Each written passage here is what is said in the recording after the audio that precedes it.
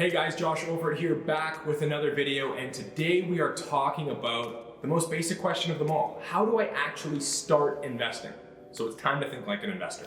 Investing is something we all know that we should be doing, but we have essentially infinite excuses not to. It's too risky. Many people think that investing in the stock market is some form of scam or they're going to get cheated out of their money. Some people are concerned of where am I even going to get the money in the first place to start investing? And on that topic, I want to teach you about something that we in the financial industry call paying yourself first.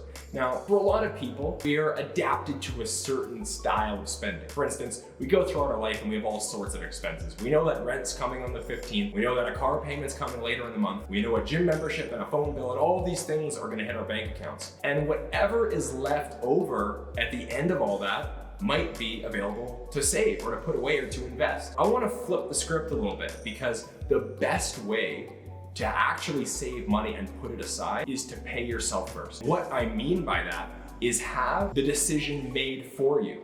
You don't need to be in a position where every single month you're worrying about how much is going to be left over and then trying to go out of your way to make that happen, to transfer that money into a different account where it's saved. What you can do is you can actually automate this. You can create a transaction, an automated withdrawal out of your account that allows you to save in an automated fashion without you ever having to make the decision. What we need to understand is that you will always adapt to a new lifestyle. In the event that the government or somebody came to you and said, we're now going to levy an additional 20% tax on your income, or else you go to jail.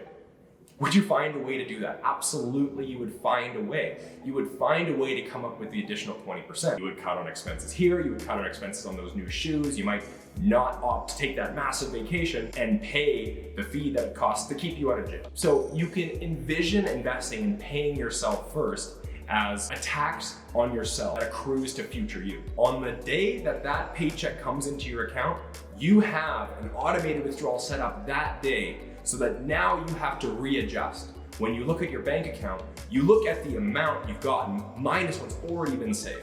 And this allows you to adapt your lifestyle and adapt your spending and already saving right at the get-go. So the next big excuse you have is that investing is risky. You can lose all of your money and all of a sudden everything you've saved is gone. Now, this is the number one error of first-time investors who haven't managed their expectations. Managing your expectations is the number one thing you need to get across when you first begin investing in anything. If you expect to get massive returns on some sort of investment without any risk, your expectations are flawed. It's these people who are telling you that the markets are risky are the exact same people that are taking far too much risk. Like, of course, you dumbass.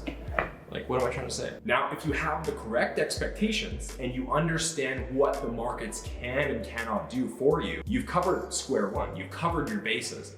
And that is where we see most investors go wrong at first. So you want to start investing, but you don't want to just go in blind without knowing what it is that you're doing. I think the first core principle is you need to learn.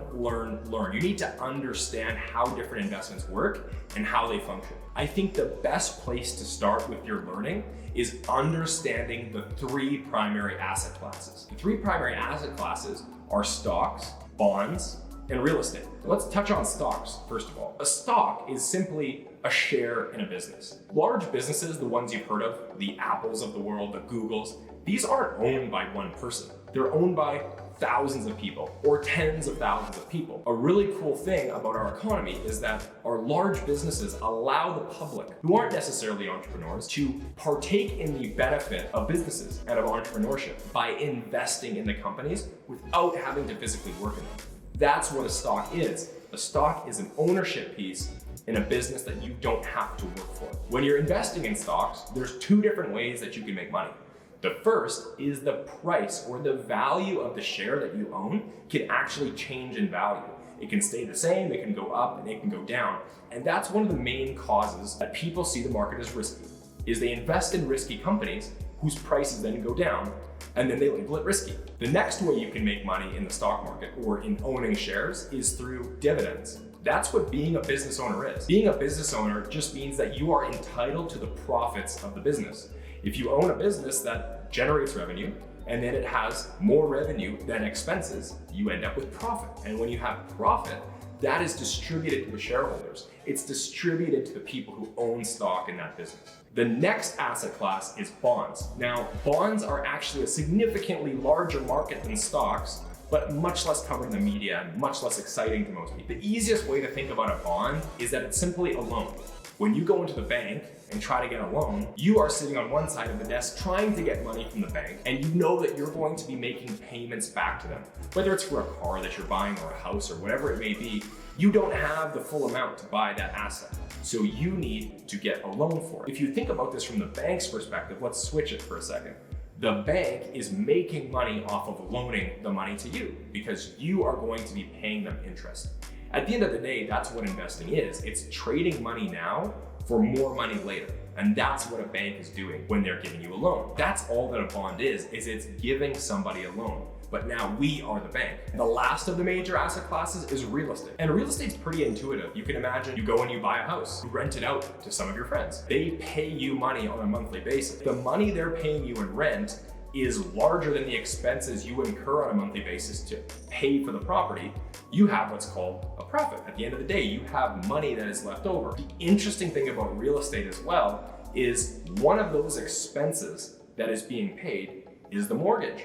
And as you pay the mortgage down, it increases your equity. It's reducing your debt, right? That's what a mortgage payment is. It's paying back your debt. So in a sense, there's two ways you make money in real estate. One is you can have cash flow on a monthly basis. There's more money coming in than there's money going out. And secondly, your tenants, the people who are renting from you, are paying your debt off for you. So in that way, it works as a great investment. Lastly, just like a stock, the price of real estate tends to rise over time. So there's really three ways you make money in that asset. So now that we understand the three major asset classes, we need to be able to understand the information that we see when we're analyzing one. For a stock or a bond, you need to learn how to read a quote. This is the bare minimum. If you don't know how to read a stock quote, you're kind of lost because it teaches you everything that you need to know before buying a stock. For real estate, understanding a quote is simple. We look at real estate all the time. It's the number of bedrooms, it's the price, it's the area, how much income does it generate. It's much more simple and there's less jargon, but you still need to understand what kind of terms you're dealing with before you look at a rental property. The next thing to understand is this concept of valuation. And this is one that a lot of people get caught up on. And a lot of people come to me and they talk about stock prices. A stock is trading at X price versus a stock trading at Y price. The price of a stock really has nothing to do with its value. Think of it this way. Let's take the share of your business as a slice of a pie, because that's really what it is. It's a slice of an overall business. Now, if I had 16 slices of pie in one pie priced at $1 a share, or I have a pie with 8 slices priced at $2 a share, is the pie with 8 slices and $2 a share more valuable than the other pie? No, it's not. They're both $16. They're both worth $16. One is split into 16 shares at $1 per share. The other is split into 8 shares at $2 a share. The idea that a stock's price has anything to do with its value, it's just not true. If we look at two popular companies, Chipotle, which has a market cap of about mid-20 billions, but a stock price of 1,000, we can compare that to a company like Microsoft, which has a stock price of 200. You'd imagine that is less valuable than Chipotle. But Microsoft's market capitalization, the value of their company, is actually almost 1.5 trillion. So the value of a company and the price of its stock are not related. The next thing you should familiarize yourself with, which I found so helpful when I started investing for the first time, is to get familiar with the core or the most successful frameworks for investing that are available. A lot of the greatest investors of all time, guys like Warren Buffett or Peter Lynch, all sorts of investors that are famous have written and talked about their investment philosophy and what it is that they do. Some of the most important investment strategies are strategies like value investing. Each of these methodologies have their own cultures and their own resources that you can learn from. Now, I think that once you familiarize yourself with how an investment works, what are some of the popular methodologies for evaluating which ones you should pick, the best thing you can do is jump in and actually try to do it on your own. The best way that I found and that I recommend for people wanting to get started is to use fantasy investing accounts. There's really cool technology on the internet which allows you to run a fantasy investing portfolio just like you would run your NBA fantasy sports league or your NFL fantasy team. You can invest in the companies that exist in the real world, and the data will track those companies in the real stock market. This way you can actually learn to get your feet wet with different strategies and picking different investments without putting actual money at risk. The entire basis of this investment firm that I run today came from experience in fantasy investing accounts. When I was 14 years old, I put together a fantasy account to get my feet wet without having to take actual risk. Getting confident making trades and putting yourself in a position where you have skin in the game, even if it's fake, creates great learning experiences. It allows you to see what it would have been like if you had actually put real money in the game. I want to give you 3 books that changed the way I invest and changed my philosophy on investing. Now, I will include links to these in the description if you want to see them, or you can listen to them on Audible with a 30-day free trial. The first book is The Richest Man in Babylon. And this book is the best for the basics of how to manage your savings and how to use ancient principles that people have been using to generate wealth for a very long time. If you're concerned more about the aspects of risk, you're concerned about the aspects of how am I going to even save this money to invest in the first place, that's your starting point. The next book I would talk about is The Little Book of Common Sense Investing, and it's by Jack Bogle. Jack Bogle is one of my investing heroes, and his philosophy impacts the way that we invest for our clients today. Bogle will teach you all about the strategies and the dynamics of different players in the market.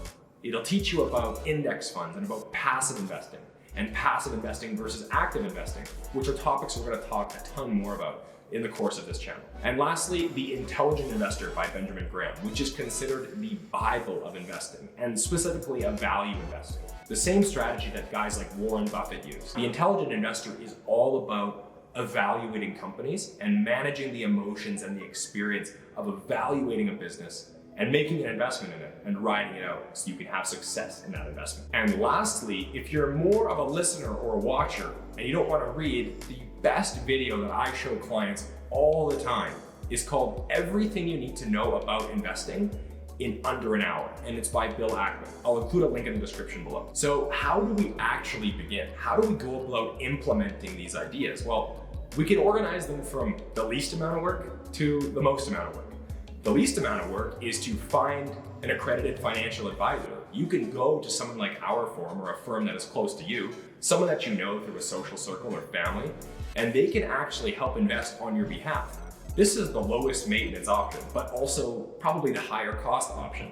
It has someone else doing these activities for you and doing the due diligence on your behalf. The next way you can implement this is by utilizing what's called a robo-advisor. It's a relatively new technology that's come out over the past decade that has allowed technology and the internet and different algorithms to build an investment portfolio for you. And lastly, if you want to take matters completely into your own hands without any oversight, it's going to take more effort. It requires you to research things on your own.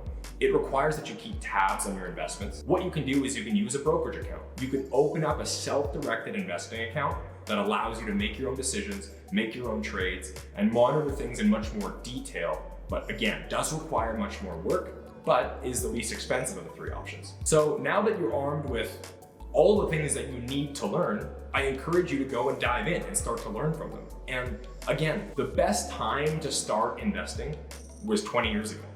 Everybody wishes they would have started investing a little bit earlier.